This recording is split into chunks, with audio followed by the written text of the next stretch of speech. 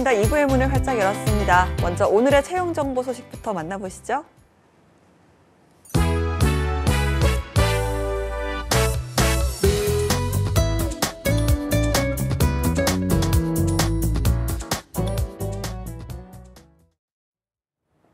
네, 취업 정보 알려드림의 신샘입니다. 공기업 및 공공기관 채용 소식입니다.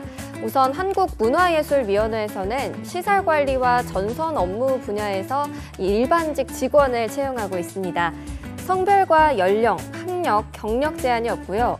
취업 지원 대상자와 장애에게는 가점을 부여하고 있습니다. 지원서는 3월 6일 자정까지 받습니다. 다음으로 산림청에서는 청원 산림보호직원을 채용하고 있는데요. 학력과 경력 제한이 없고요. 만 18세 이상이면 모두 지원할 수 있습니다. 모집기간은 3월 11일 오후 6시까지입니다. 그리고 그랜드 코리아 레저는 청년 인턴을 채용하고 있습니다. 고졸 이상으로 만 19세 이상, 만 34세 이하인 분만 지원할 수 있고요. 지원서는 3월 11일 자정까지 받고 있습니다. 마지막으로 인천시설공단에서는 기계와 전기시설 관리를 담당할 기간제 근로자를 모집하고 있습니다. 성별과 학력에 제한이 없고요. 만 18세 이상이면 지원할 수 있습니다. 기계나 전기 관련 산업기사 이상의 자격증 소지한 분들을 우대하고 있습니다. 모집기간은 3월 13일까지입니다. 이상으로 취업정보 알려드림의 신샘이었습니다.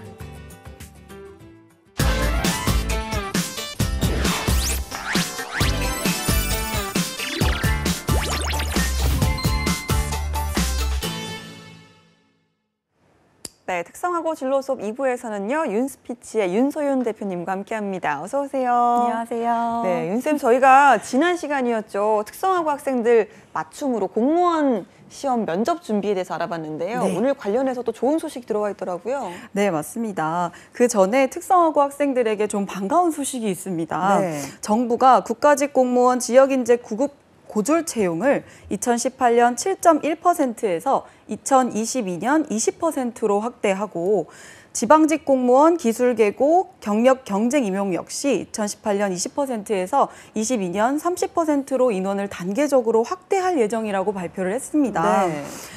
특성화고 친구들에게는 굉장히 반가운 소식이기는 한데 그렇죠. 이 부분이 이제 역차별이 아니냐 하는 예. 이야기가 나와서 논란도 있기는 한데요. 최근 급격하게 감소한 특성화고 학생들의 취업률을 생각했을 때 좀 사회적 갈등이 원만하게 잘 해결돼서 좋은 방향으로 진행됐으면 하는 바람입니다. 네, 사실 이게 모두를 만족시킬 수는 없는 소식이긴 한데요. 또 우리가 네. 또 특성화고 학생들을 위한 시간이다 보니까 우리 또 공무원의 길 조금 더 열렸으면 여러분 이거 좀 자세히 또 알아보시고 면접 준비 꼼꼼히 하셔서 합격의 길까지 수탄하게 걸어가시길 기원합니다. 저희가 지난 시간에 이제 공무원 면접 평가 항목에 대해서 알아보다가 마무리를 했잖아요. 좀 이어서 이야기를 해볼까요? 네, 우선 5가지 평가 항목이 있습니다. 첫 번째는 공무원으로서의 정신 자세, 그리고 전문 지식과 그 응용 능력, 그리고 의사표현의 정확성과 논리성, 예의 품행 및 성실성, 마지막으로 창의력, 의지력 및 발전 가능성을 평가하는데요.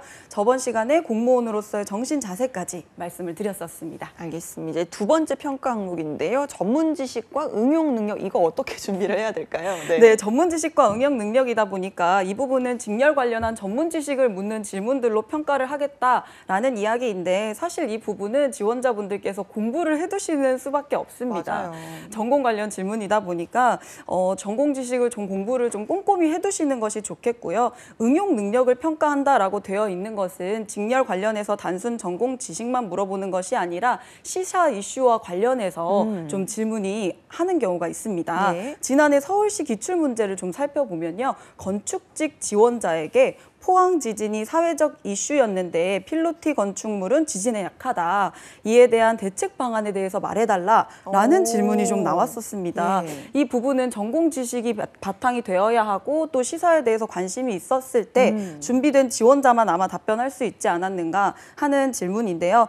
해마다 이렇게 직렬 관련 질문이 굉장히 디테일하게 들어오는 직렬이 있습니다. 예. 그럴 때는 지원자분들께서 인성 위주로만 질문을 좀 준비를 하시다가 전공 질문이 막 많이 질문을 받았을 때 굉장히 흔들리는 경우가 있어요. 이럴 네. 때는 좀 합격률이 떨어지는 경향을 보이기도 하는데요. 그래서 사전에 좀 공부를 좀 철저히 해두시고 전공 질문에 암기할 것들 좀 암기해 주시고 정리할 것들 정리하셔서 또 중요한 것은 말로 표현하는 연습을 해두셔야 이 부분에서 좋은 점수 가져가실 수 있겠습니다. 알겠습니다. 사실 시사 이슈 같은 경우는 좀 일반계 기업 준비하시는 분들은 그래도 많이 준비를 하시는데 네. 공무원 시험 준비하시는 분들은 보다 조금 부족한 부분이 있다라고 저도 들은 적이 있었던 것 같아요. 네네. 이게 좀 똑같이 적용이 되는 거고 언제 어디서 질문이 날아올지 모릅니다, 여러분. 이래서 뉴스를 또 열심히 봐주시고 신문도 좀 열심히 보시는 게 면접을 좀 완성시키는 길이 아닌가라는 생각이 드는데요. 자, 세 번째 평가 항목이죠. 의사표현의 정확성과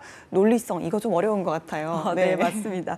의사표현의 정확성과 논리성이라 하면 기본적으로 이제 인재 핵심 역량으로 대두되고 있는 것이 소통 능력과 협업 능력이지 않습니까? 이 요소는 사실 공무원뿐만 아니라 일반 기업을 지원하시는 취업 준비생들도 반드시 갖추어야 될 덕목이다라고 볼 수가 있겠는데요. 네. 특히 공무원에서 이 부분을 좀 따로 평가 항목을 공개적으로 채택을 했다라는 네. 부분에 대해서 저희가 좀 생각을 해보자면 아무래도 공무원이 오래도록 같이 일을 해야 되는 경우가 많지 않습니까? 평생 직업이잖아요. 네, 네. 평생 직장이다 보니까 기본적으로 뭐 일을 잘하는 인재도 중요하겠지만 기본적으로 의사소통이 좀 원활하고 조직 적응력도 있어서 일하고 싶은 사람을 뽑게 되는 건 당연한 것 같아요. 그래서 이 항목의 경우에는 내용적인 측면으로도 보여주실 수가 있겠지만 사실 의사표현의 정확성이라든지 혹은 논리성은 스피치 스킬, 그러니까 말하는 스킬도 굉장히 중요하다라고 볼 수가 있겠습니다.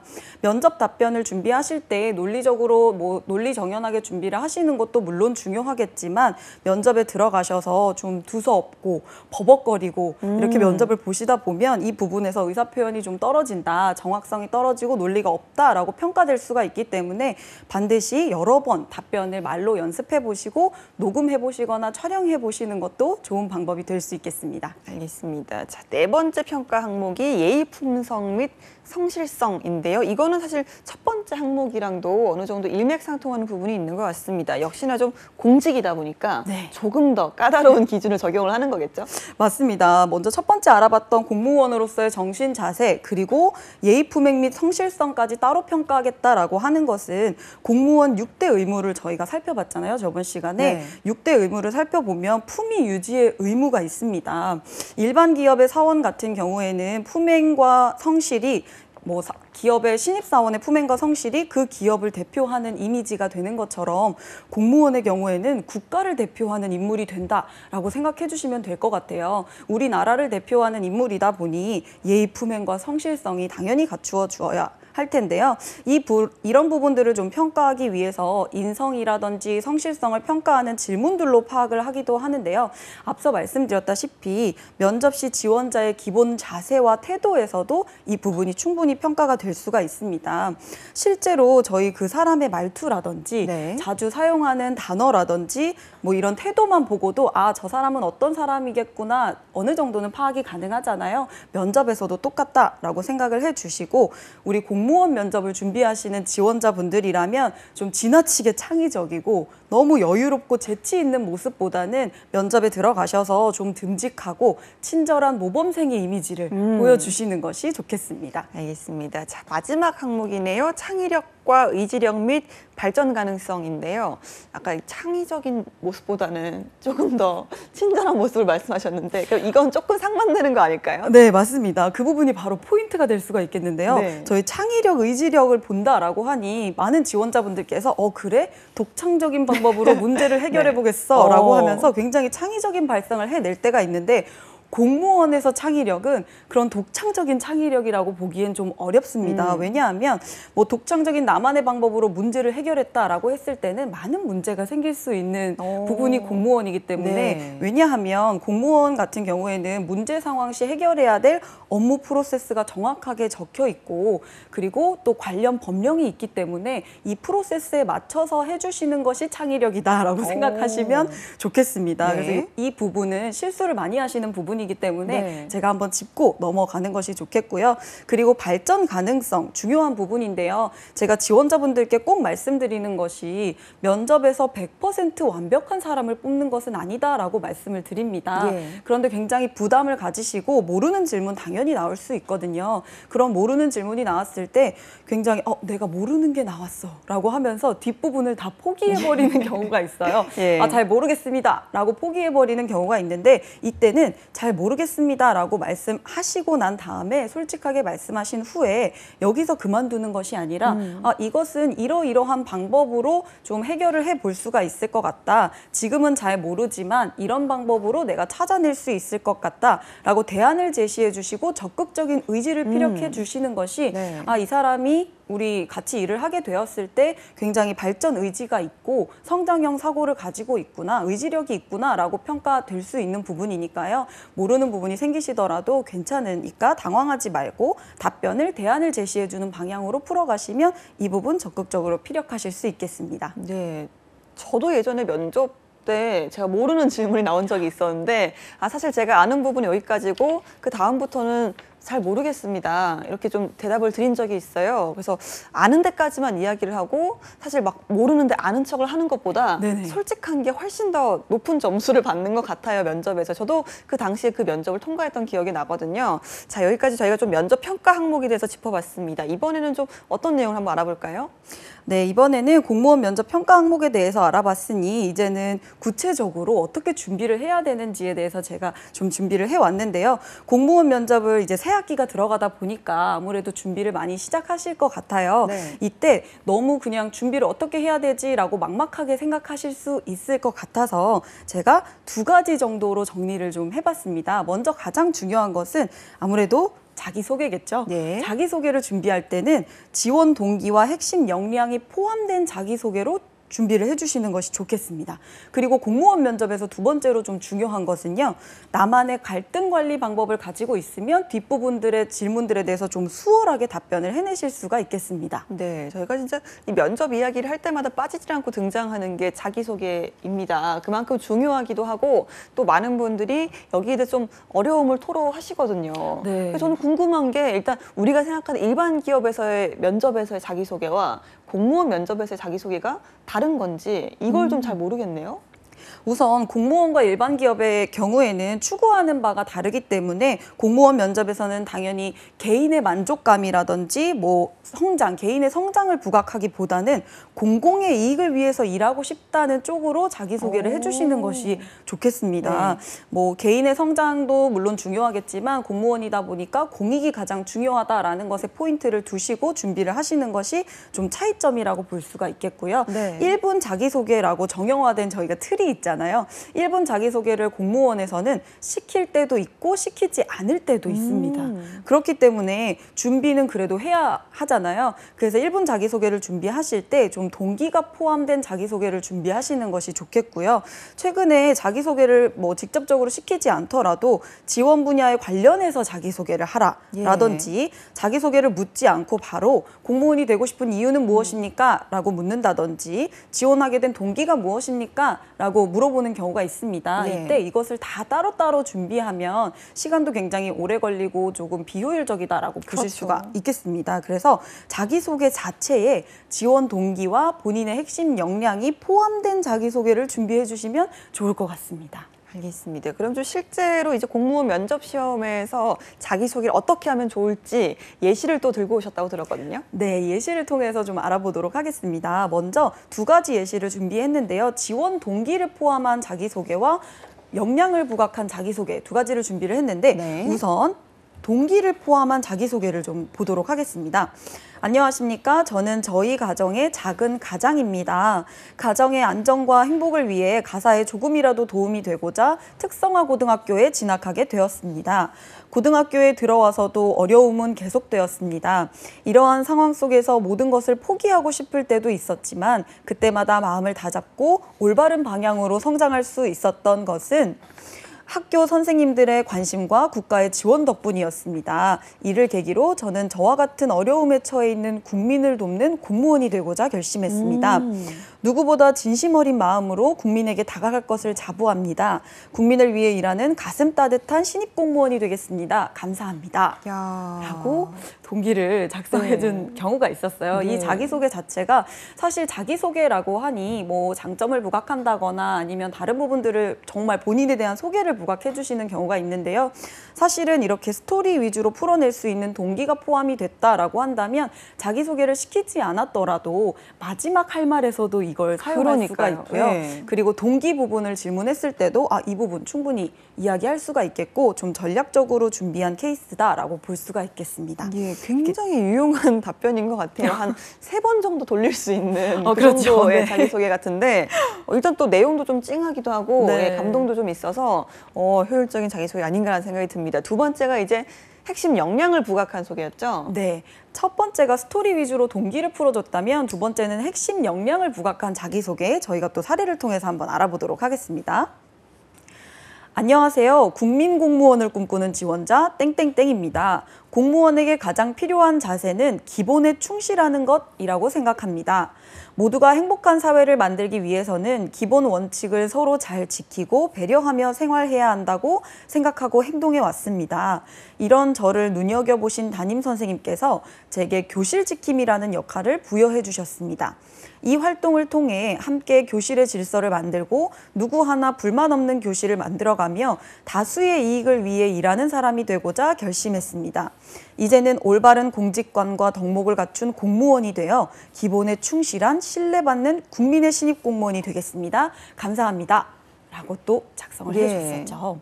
이 부분 같은 경우에는 핵심 역량이 굉장히 잘 부각된 사례다라고 볼 수가 있겠는데요. 우선 좀 꼼꼼히 살펴보자면 이 지원자 같은 경우에는 생활 태도라든지 가치관을 알 수 있는 자기소개라고 볼 수가 있겠습니다. 공무원으로서의 자질을 잘 연결시켜줬고요. 그리고 구체적인 사례를 들어서 굉장히 신뢰감 있는 자기소개를 완성해냈다라고 볼 수가 있겠습니다. 이렇게 아무래도 면접장에서 이야기를 했다면 굉장히 자신감 있는 지원자로 비춰졌을 가능성이 높습니다.